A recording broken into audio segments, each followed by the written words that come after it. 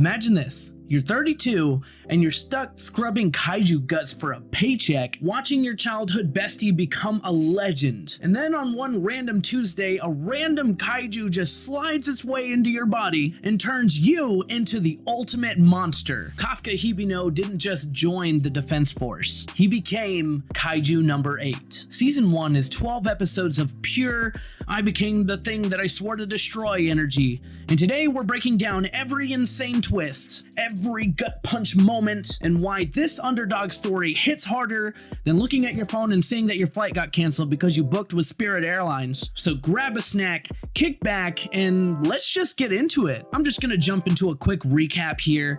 Kafka Hibino's out here cleaning kaiju guts for a living after bombing the Defense Force exams one too many times. And his childhood bestie Mina Ashiro? She's already captain of the 3rd Division, sniping giants like it's nothing. We get a flashback to their promise as kids. Oh, we're gonna fight the kaiju together. So during the cleanup, Kafka and his new bro Reno Ichikawa get jumped by a Yoju. Mina saves the day, reigniting Kafka's dream, and later a weird little parasite kaiju slides into his body like it's claiming real estate. And boom! Kafka becomes Kaiju number 8, the humanoid beast who can actually throw hands with the big ones. Kafka's new form goes viral on the kaiju radar. He and Reno dip from the hospital, trying not to get turned into target practice while figuring out this new power.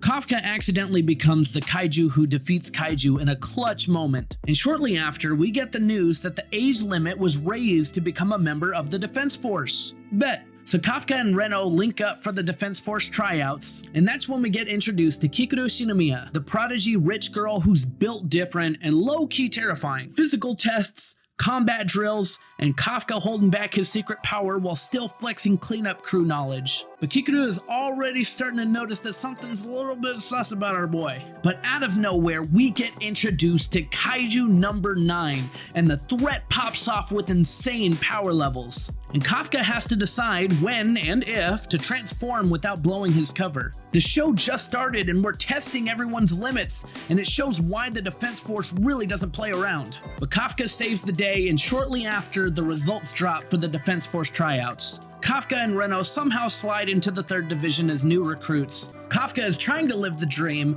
while also trying to hide the fact that he is literally public enemy number 8. We get training montages, squad banter, and that sweet I made it energy. But now it's time for our first real mission as rookies. Hoshina, the vice captain sword goat, leads the charge. Kafka is forced to transform to save the team, pulling off heroics that have everyone side-eyeing the lucky new guy. Re-enter the big bad humanoid kaiju, Kaiju number 8. He's smart, strategic, and built like the final boss DLC. And this thing starts cooking the Defense Force with sheer planning, not just brute force. Major escalation that will later on change into a whole war. Kafka fully transforms to protect the squad. Vice Captain Hoshina clocks him immediately, and they throw down in this insane fight with some insane animation. Swords versus kaiju fists. It's peak anime. But Kafka proves that he's actually on humanity's side. Kinda. Kaiju number 9 brings the whole squad to the base for a full-on invasion. There's chaos everywhere, new threats, and the team has to link up like never before. And Kafka's secret is hanging by a thread the entire time. Shortly after, out of nowhere, Kaiju number 10 pops up. It's almost like all of these numbered kaijus are just popping up like there's no tomorrow. And shortly after, the mask comes off, or the kaiju form kind of comes off. Kafka has to own who he is in front of the squad while protecting them from bombs and bigger threats. He gets arrested, interrogated, but Kafka proves his humanity, loyalty, and heart in a 2-episode-long clutch moment. The season ends on the perfect mix of we're family now and bigger threats are incoming. But look, I'm not just here to give you an episode recap and bounce. Nah, we're going deeper. Let's talk about what season 1 of Kaiju number 8 absolutely cooks with, and some of the parts that kind of had me rolling my eyes. First off, let's talk about Kafka Hibino. I love this dude's character. Look, we've all seen the same anime formula on repeat. You get these angsty teens with spunk for days, yelling about friendship and destiny like it's their full-time job. Every show in the game runs that exact playbook. But Kafka? This dude's in his 30s, scrubbing kaiju guts for a living, watching his childhood bestie out here captaining the defense force while he's stuck feeling like his shot at glory already sailed. As someone who's leveled up past the teen years, that just hits different to me. It's a straight breath of fresh air, watching an older guy who thinks that his time has passed and the world's moved on, but he still chases his dream when the cards are stacked against him. It quietly reminds you like, nah bro, like your dreams haven't expired. You can still make it even if life tried to bench you. And since this next dude slides in episode 1, we gotta highlight Reno Ichikawa real quick. Look, a lot of the character designs in Kaiju number 8 are fairly generic. Usually you can spot who the main character is from a mile away. You know, pink hair equals protagonist energy, red hair is equal to the rival,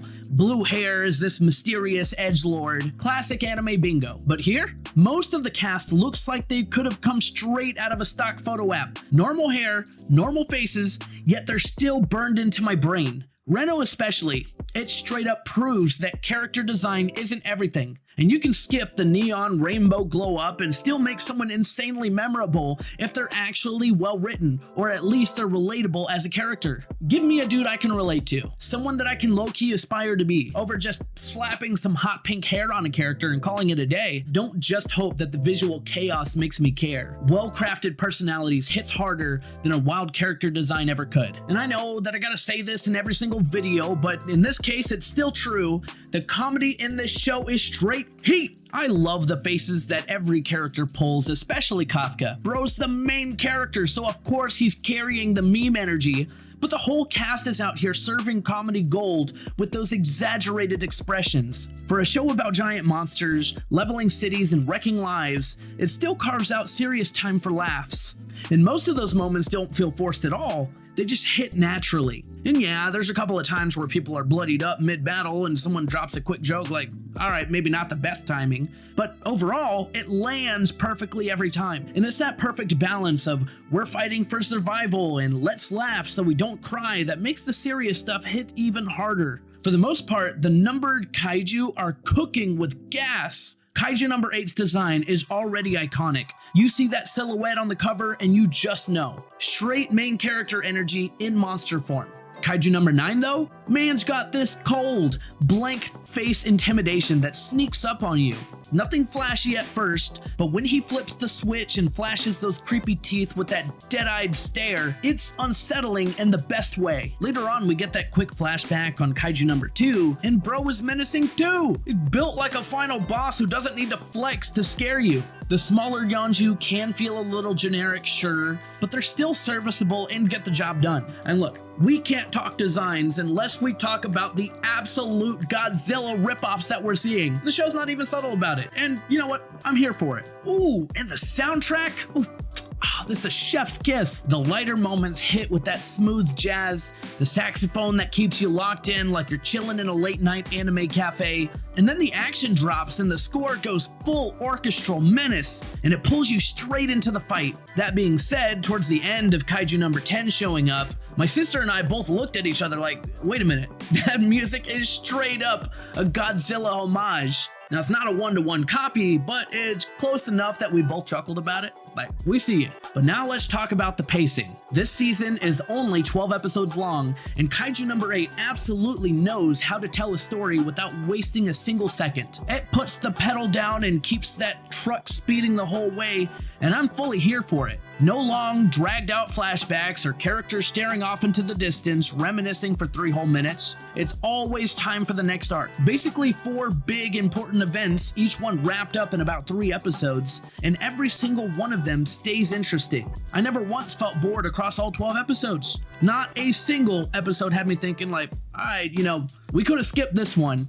And I'm looking at you, JJK Season 3, Episode 3, you know who you are. Instead, every episode had me locked in, hitting next episode like it was my full-time job, which, you know, I guess it is at this point. And that tight pacing is low-key one of the biggest W's that this show has. But we can't talk about Kaiju number 8 without talking about Kikaru Shinomiya. She starts off as this total brat, the kind of prodigy rich girl who makes you roll your eyes the second that she shows up, and I was low-key uninterested, thinking like, great, we got another arrogant archetype, but not in the slightest. Less than an episode later, she redeems herself hard and slides right into the squad like she belonged there the entire time. And suddenly, I'm magically glad that she's around. Once she learns Kafka's secret, her whole vibe flips between I'm gonna surpass you and rub it in your face to I want my big brother to notice me, and that back and forth makes her feel more human than her first impression gave off. I would have absolutely hated her character if it was nothing more than, oh, I'm better than everyone's starter pack. It's a solid reminder that even the cocky ones can grow on you when the writing actually puts in the work. Now, let's talk about the ending of season 1 and how it kind of transitions into season 2. A lot of shows love dragging out the main character's secret forever, just milking that tension until it gets stale. Breaking Bad did it masterfully with Walter White, staying Heisenberg the whole ride, but sometimes you want something different. In my last video, I spoke about Mashal, and I was very surprised that they revealed his secret in the first season as well,